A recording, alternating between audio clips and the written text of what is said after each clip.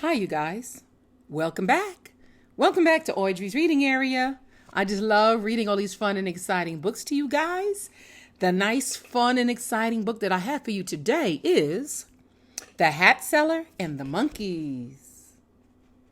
Woohoo! Woohoo! The Hatseller and the Monkeys. It's a scholastic book, and it's by Baba Wagu Diakite. A West African folktale retold and illustrated by Baba Wagu Diakite or Kite. Forgive me if I mispronounce any words, please. Bamusa the Hatseller was a joyful man. He traveled from town to town selling hats, which he piled high on his head. He manon nin koi kadisa, he sang, which means, what a wonderful business hat selling is. Ever since he was a little boy, Bamusa made and sold hats. His grandparents and his own parents were hat makers, and they taught him to do this at a young age. After each harvest, the whole family would venture out to the fields to collect rice stalks, from which they made wide-brimmed Dabiri hats to sell.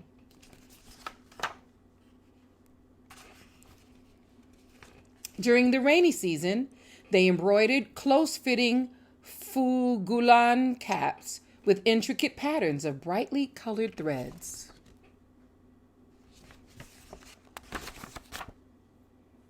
All right. Through his joyful spirit and hard work, Bamusa had become very well known in the neighboring towns. Wherever he arrived with his hats piled high on his head, children would follow him and sing along as he sang his favorite song. He manunin koi karisa, he manunin koi karisa, he manunin koi karisa. This is a story of how Bamusa learned an important secret for success.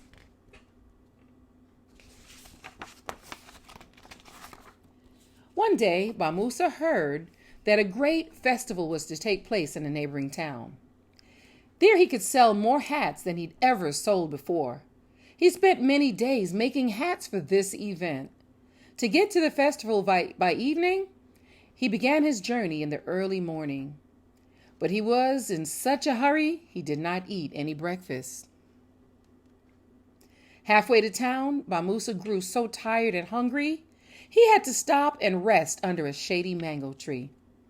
He unloaded the hats from the top of his head and put them on the ground next to him. Then he covered his face with one as a blind shade to keep the sun from his eyes. Bamusa soon fell asleep and began to snore loudly. Coo-too-too-too, coo-too-too-too. Little did Bamusa know that the fruit from this tree attracted monkeys. The fruit from this tree attracted monkeys. Bamusa's snoring alerted them to his company.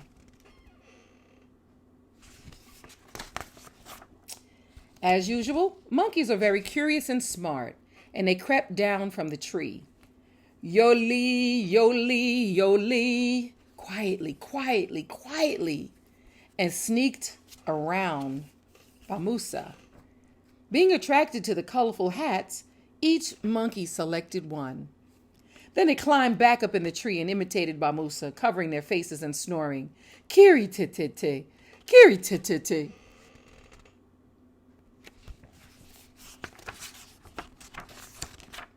Soon Bamusa awoke from his sleep. Rested but hungry, eager to continue his journey, he looked for his hats. But where were his hats? Had they been stolen? Frantically, Bamusa called for help. He manun, he cried out. When the monkeys heard this, they answered him, Hoo, hoo, hoo, hoo, hoo, hoo. Bamusa looked up and realized what had happened. But he was so hungry he could not think clearly what to do. He raised his arms in the air. "Cha-chat, cha-chat, cha-chat," he yelled. The monkeys stared down at him and replied, "Hoop, hoop, hoop," shaking their arms wildly. See the hats on the monkeys in the tree? Bamusa threw a dead branch at them, hoping to scare them off. But the monkeys merely threw leaves at him in return. He has a problem. Then Bamusa picked up a stone and threw it up into the tree.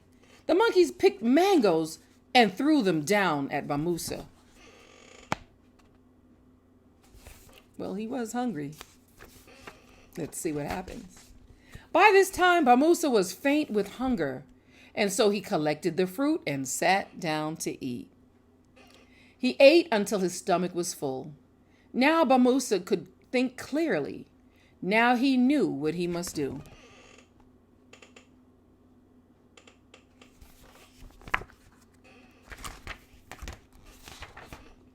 He removed the only hat he had left from his head and shook it up in the air at the monkeys, shouting, "He manun, he manun."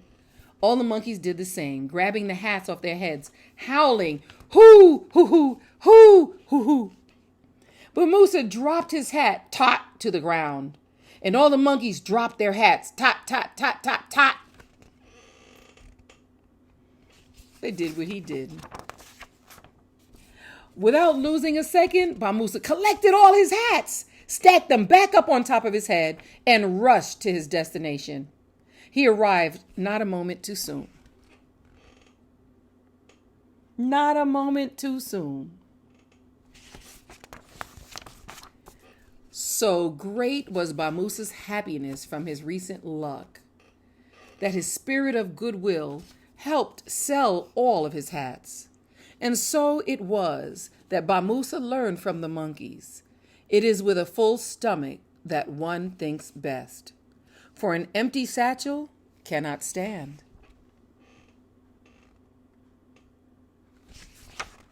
The end. The end. There's a note and there's a note. Bamusa's song, He Manu Ninkoi Kadi Sa, is pronounced I ma nu nin koing kadi sa. He manun is both an expression of joy and a plea for help. So in the author's note, it says, I first heard the story of Bamusa and the monkeys in my home country of Mali in Africa. The Fulani of Mali are by tradition cattle herders, and so naturally they are also milk sellers. A Fulani milk seller came to our family compound daily to sell us milk. One particular day, he arrived wearing 2 wide-brimmed, cone-shaped hats called dibiri.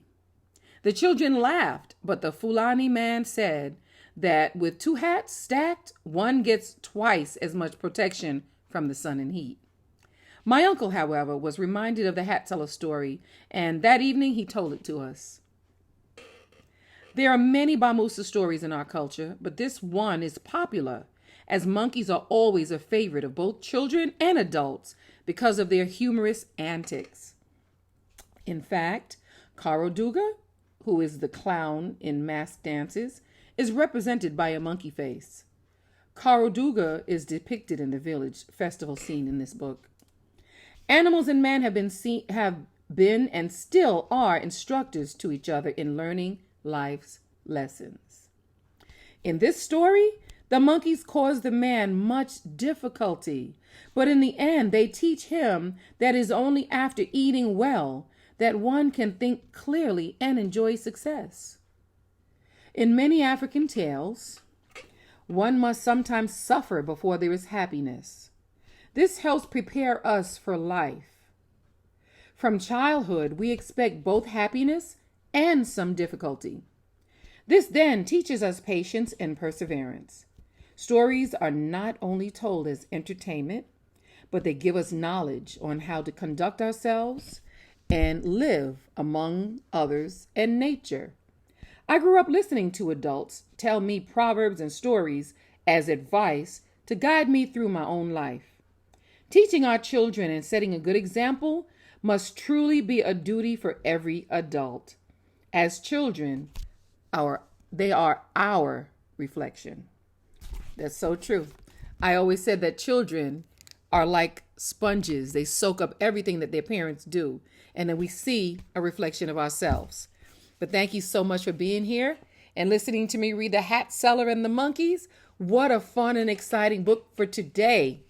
Thank you, thank you, thank you. Don't forget to subscribe. I know you like this story, so go ahead and subscribe. Share this video with everybody. Tell them to subscribe too. Thank you so much, and I'll see you soon.